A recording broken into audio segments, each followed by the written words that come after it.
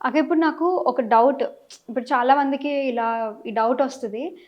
కొంతమందేమో నేచర్‌ని నమ్మాలి. నేచర్ ఈస్ గాడ్ అంటారు. కొంతమంది లేదు యూనివర్స్‌కి కనెక్ట్ అవ్వాలి అంటారు. ఇంకొంతమంది దేవుడిని నమ్మాలి, భక్తితో పూజించాలి ఇలా అంటూ ఉంటారు.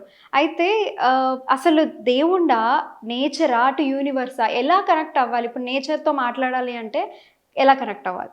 లేదు యూనివర్స్‌కి కనెక్ట్ అవ్వాలి అంటే ఆ పద్ధతి ఏంటి? దేవుణ్ణి ఆరాధించాలి అంటే ఆ భక్తి కుటుంబం నుంచి ఎంత పుట్టినా కూడా ప్రతి ఒక్కళ్ళకి డౌట్ అనేది ఉంటుంది. దేవుడికి కనెక్ట్ ఎలా అవ్వాలి? నేచర్‌కి ఎలా కనెక్ట్ అవ్వాలి? యూనివర్స్‌కి ఎలా కనెక్ట్ అవ్వాలి? ఈ ముగ్గురిట్లో ఎవరు? ఎక్కడ గాడ్ ఎక్కరా? నా సమాధానం ఎక్కడ దొరుకుతుంది? అని ప్రతి ఒక్కళ్ళకి డౌట్ ఉంటుంది. మీరేం చెప్పాలనుకుంటున్నారు? నా దృష్టిలో 3 ఒకటే. ఓకే. అంటే ఒక్కొక్కళ్ళు ఒక్కొక్క రూపంలో చూస్తారు. అంటే ఇప్పుడు మనకి బ్రీతింగ్ గాలి అనేది ఉంది కదా! గాలిని మనం పీల్చినప్పుడు గాలి మనకు కనిపిస్తదా? హుహు. ఫీల్ అవుతాము.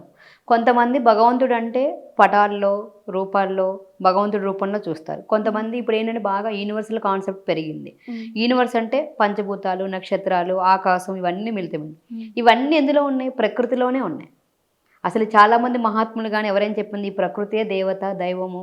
ప్రకృతి సహకరిస్తే సమస్తం మనలోనే వస్తాయి. ప్రకృతి ఆగ్రహిస్తే అంతా మనకి ఏదైనా సరే తుడిచిపెట్టుకుపోతుంది. ఇప్పుడు ఎన్నో ప్రళయాలు వచ్చినా కూడా ఎన్ని వరదలు రాని, ఏది రాని ప్రకృతి వైపరీత్యాల వల్లే వచ్చింది కదా! హ్మ్.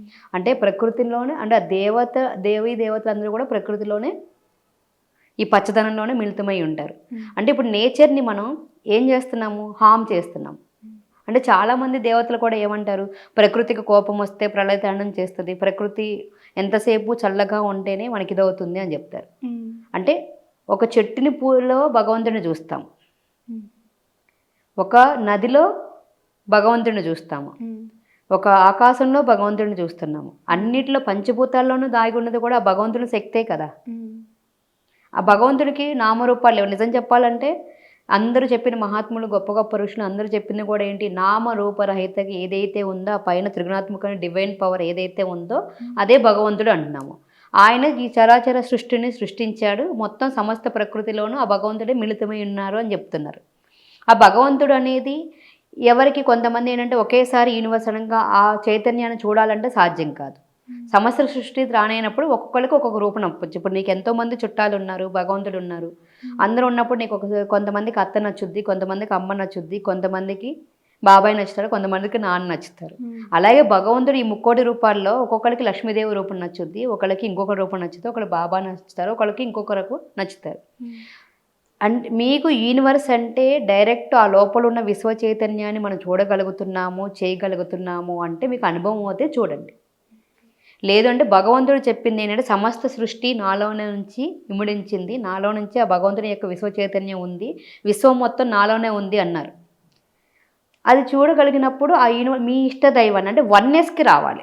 హుహు. ఎప్పుడైనా సూర్యుడు, చంద్రుడు ఒక్కడే ఎలా అయితే ఉన్నాడో, ఆ భగవంతుడు కూడా ఒక్కడే అనే దృష్టికోణంలోకి రావాలి. ఓకే. ఆ భగవంతుడి దృష్టికోణం రావాలంటే ఇన్ని వేల రూపాలు ఉన్నప్పుడు ఏ భగవంతుడిని ఏ రూపంలోకి తీసుకురావతాం?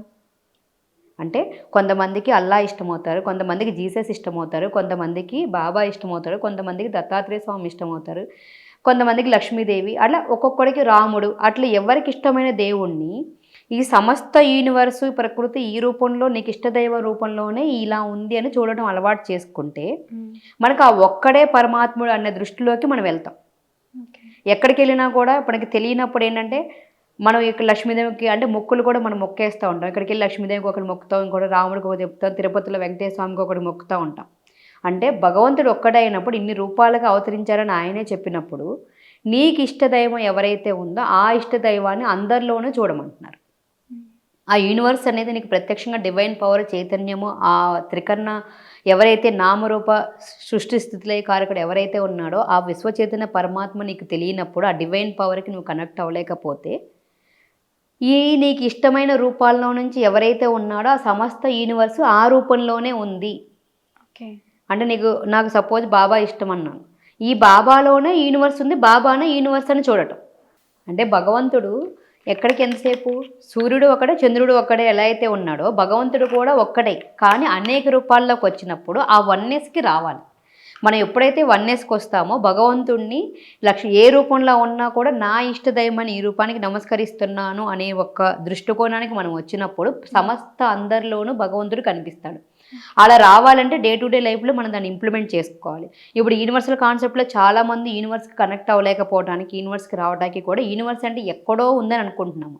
మనలో ఉన్న విల్ పవర్, మనలో ఉన్న ఆత్మ, మనలో ఉన్న సోల్ కూడా యూనివర్స్ కిందకే లెక్క వస్తుంది.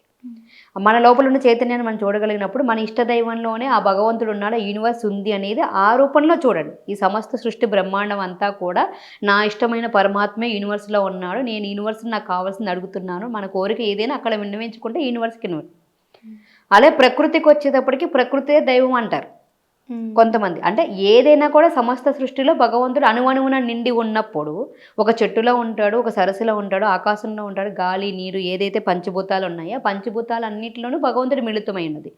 ఆ నేచర్ దగ్గరికి వెళ్ళి మనకు భగవంతుడి దగ్గర చెప్పడం రాలేదనుకో, ఒక చెట్టు దగ్గరికి వెళ్ళి నీకేం బాధలు ఉన్నాయో ఆ చెట్టుని హక్ చేసుకొని నాకు పలానా బాధ ఉంది, పలానా కష్టం ఉందని చెప్పి ఆ నేచర్ దగ్గరికి కనెక్ట్ అయినప్పుడు నీకు ఆ బాధ అంతా ఆ చెట్టు దగ్గరలోకి వెళ్ళిపోతుంది.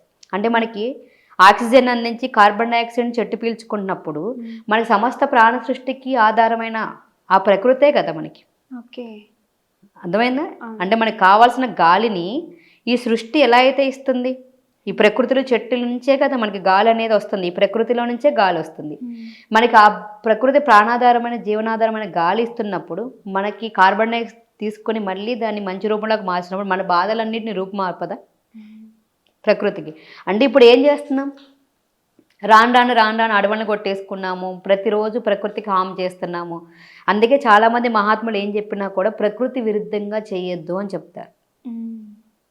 ప్రకృతికి అనుగుణంగా లోపడి ప్రకృతి ఏం చెప్తుందో విశ్వ నియమాలకు అనుగుణంగా ప్రకృతికి ధర్మాలకు ఆధారంగా జీవించండి అంటున్నాం. అందరూ అదే చెప్తున్నారు. కానీ మనం ఏం చేస్తున్నాము, ఇదివరకు ఉన్న అంత పచ్చదనం ఇప్పుడు మనకి లేదు. రాను చెట్లను నరికేస్తున్నాము, సరస్సులను పాడు చేస్తున్నాము, అంతా కెమికల్ రహితం అయిపోతుంది. మనమే చేతులారా ప్రకృతిని నాశనం చేస్తున్నాము. ఆమె ఎప్పుడు కూడా చల్లగా ఉన్నప్పుడు అంతా ఉన్నప్పుడు మనకి ఏ కావాలన్నా ఏ సోర్స్నైనా సమస్తము ప్రకృతే మనకి అందించగలుగుతుంది. ఎప్పుడైతే ప్రకృతి ఆగ్రహించిందో మొత్తం అంతా కూడా అది మనం ఎంత ఏది ఇస్తే అదే మనకి. ప్రకృతిలో భగవంతుడు కూడా ఏం చెప్పారు, మనం ఏది ఇస్తే మనకి అది తిరిగి వస్తుందంటే ప్రకృతికి మనం మంచి ఇస్తే మంచి వస్తుంది, చెడు వస్తే చెడు వస్తుంది.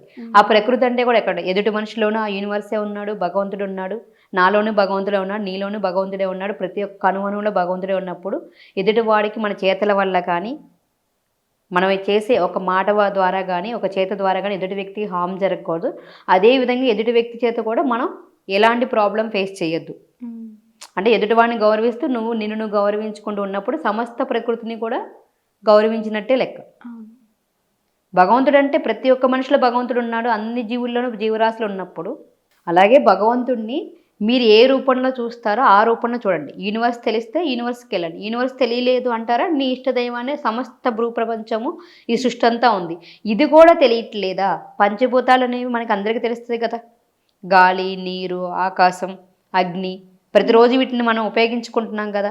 ఆ పంచభూతాల దగ్గరికి వెళ్ళి ఒక చెట్టు దగ్గరికి వెళ్ళి నీకేం కోరిక కావాలి, నీకేం కష్టాలు ఉన్నాయి ఒక చెట్టుని హక్ చేసుకొని చెప్పొచ్చు. మనకి ఏమున్నాయి, వాటర్లోకి వెళ్ళి వాటర్లో మనం భూమి మీద వెళ్ళి చెప్పులు లేకుండా నడుస్తూ ఆ ప్రకృతితో మమేకమైపోయినప్పుడు భగవంతుడితో కూడా మమేకమైపోయినట్టే ఉంటుంది. అంటే భగవంతుడిని పూజించిన, ప్రకృతిని పూజించిన, ఎవరిని పూజించిన ఈ సమస్త సృష్టిలో ఉన్నది కూడా ఆ భగవంతుడితోనే మనం కనెక్ట్ అవుతాము. అది నీకు అంటే చాలా మంది నమ్మలేరు. అంటే ప్రకృతి భగవంతుడు ఏంటి అని కొంతమంది అంటారు. ఎలా పూజించాలో తెలియక, లేకపోతే ఆ డౌట్ ఉంటుంది, అందరికీ ఉంటుంది, నాకు ఉంటుంది, అందరికీ ఉంటుంది. ఎలా పూజించాలి, ప్రకృతిని ఎలా పూజించాలి, ప్రకృతిని ఎలా అడగాలి, ఇదంతా అర్థం కాదు. ప్రకృతిని పూజించడం అంటే మనం రోజు ఒక చెట్టు, అంటే ఇప్పుడు మనకి అన్ని మొక్కలు అంతరించిపోతున్నాయి, రోజు ఒక చెట్టుని పెట్టి చెట్టుకి నీళ్లు పోసినా కూడా ఆ చెట్టుకి మనం ఏదైతే పాజిటివ్నెస్ ఇస్తున్నామో దానికే మనకు అవుతుంది. ఆ చెట్టు మనకి పెద్ద అయిన తర్వాత మనకి వస్తుంది కదా. రోజు ఒక చెట్టుని పెట్టినా అవుతుంది. అక్కడికి మనం ఇదివరకు మన ఊళ్ళల్లో గ్రామ దేవతలకి ఉన్న చోట్ల కంపల్సరీ చెట్లు ఉండేవి. ఆ చెట్లకే కదా మనకి వెళ్ళి మానక్షమాన్ చెట్టు అని చెప్పి, గ్రామదేవ చెట్టు అని, వేప చెట్టుకి, రావి చెట్టుకి, వీటన్నిటికీ పూజలు చేపించేవాళ్ళు కదా. వనదే ఆరాధన అని చెప్పి కూడా అడవుల్లో ఉన్న గ్రామదేవతల గుడులకు కూడా తీసుకెళ్ళి మన చేత అన్నీ కూడా చేపించేవాళ్ళు. కానీ రాను మనం అవన్నీ మర్చిపోయాము. అంటే చాలా వరకు ఇప్పుడు చేయట్లేదు. అంటే ప్రకృతి అంటే మనం అన్నిటిని కూడా నాశనం చేసుకుంటూ వచ్చేస్తున్నాం. ఒక ఇల్లు కట్టాలంటే ఇప్పుడు మళ్ళీ చాలామంది ఏం చేస్తున్నారు, ఆ ప్రకృతిని గౌరవిస్తూ కూడా చెట్లు ఉన్నాయి పూర్తిగా కొట్టకుండా ఇల్లు కట్టుకునే వాళ్ళు చాలామంది ఉన్నారు ఇప్పుడు. అలాంటి వాళ్ళందరికీ కూడా థ్యాంక్ యూ చెప్పొచ్చు. మనం ఎప్పుడైతే భగవంతుడు అని అనుకుంటున్నామో భగవంతుడి దగ్గరికి వెళ్ళాలి అంటే నామరూపరహిత ఏదైతే ఉందో ఆ భగవంతుని చూడటం రావాలి. రానప్పుడు నీ ఇష్టదైవాన్ని చూడటం, ప్రతి మనిషిలోనూ భగవంతుని చూడటము, ప్రతి చెట్టులోను పుట్టలోను అన్నింటిలోనూ భగవంతుడే ఉన్నాడనే విషయాన్ని మనం గుర్తుపెట్టుకొని ఎవరికీ కూడా హామ్ చేయకుండా మన మాటల ద్వారా కానీ చేతుల ద్వారా చేయకుండా ఉండటం కూడా భగవంతుడికి కనెక్ట్ అయినట్టే లెక్క. అదేవిధంగా మనం కూడా ఎవరి వల్ల ఇబ్బంది పడొద్దు. ఇది ప్రకృతి దగ్గరికి వెళ్ళాలంటే భూమి మీద వెళ్ళి మన ఈ పంచభూతాల్లో నీకు ఏదైనా కోరిక ఉంది ఒక పేపర్ మీద రాసి నాకు ఒకవేళ సపోజ్ ఒక 10,000 రూపాయలు మనకి లేదంటే మన అవసరానికి ఏమైనా డబ్బులు కావాలంటే పలానా టైంకి నాకు ఇంత డబ్బులు కావాలి, నాకు అందించిన భగవంతుడికి నా హృదయపూర్వక కృతజ్ఞతలు అని చెప్పి ఒక పేపర్ మీద రాసుకొని ఒక చెట్టు దగ్గరికి వెళ్ళి చెట్టుని హక్ చేసుకొని ఆ చెట్టు కింద మనం పాతి పెట్టి వచ్చినా కూడా మనకి ఆ భూమిలో వెళ్ళిపోయి ఆ ఇంక్లూడింగ్ అయిపోతుంది. లేదు ఒక వాటర్లో వేసేసినా కూడా ఇది అవుతుంది. లేదు ఒక దగ్గరికి వెళ్ళి మనం బర్న్ చేసి దాన్ని బయటకి వేసినా కూడా పంచభూతాలుగా. అంటే ఇక్కడ ఏంటి మన పంచభూతాలతో మమేకం అవుతుంది. ఆ పంచభూతాల సమస్త ప్రకృతి ఉంటుంది. ఇవన్నీ ఏంటంటే మనకి ఇక్కడంతా కూడా మన మైండ్లో నుంచి భగవంతుడికి మనం కనెక్ట్ అవుతూ యూనివర్స్కి కనెక్ట్ అవుతూ మనం ఏం కావాలో మనతో మనం కనెక్ట్ అవుతూ మనం దాన్ని పూర్తిగా నమ్మి మన పని మనం చేసినప్పుడు మనకి ఏదైనా కూడా అచీవ్ చేయగలుగుతాం. అదే 5 ఎలిమెంట్స్ అంటారు కదా, మనకి వాటికి ఉన్న సంబంధం ఏంటి అనేది అర్థమైంది నాకు ఇప్పుడు మీ మాటల్లో. అలాగే మీ ఒపీనియన్ని చాలా స్వచ్ఛంగా రియాలిటీకి దగ్గరగా నేచర్ ఇస్ గాడ్ అని ఎందుకు అంటామో అని మీ ఒపీనియన్ షేర్ చేసుకున్నందుకు చాలా థ్యాంక్స్ అక్క. థ్యాంక్ యూ అమ్మ.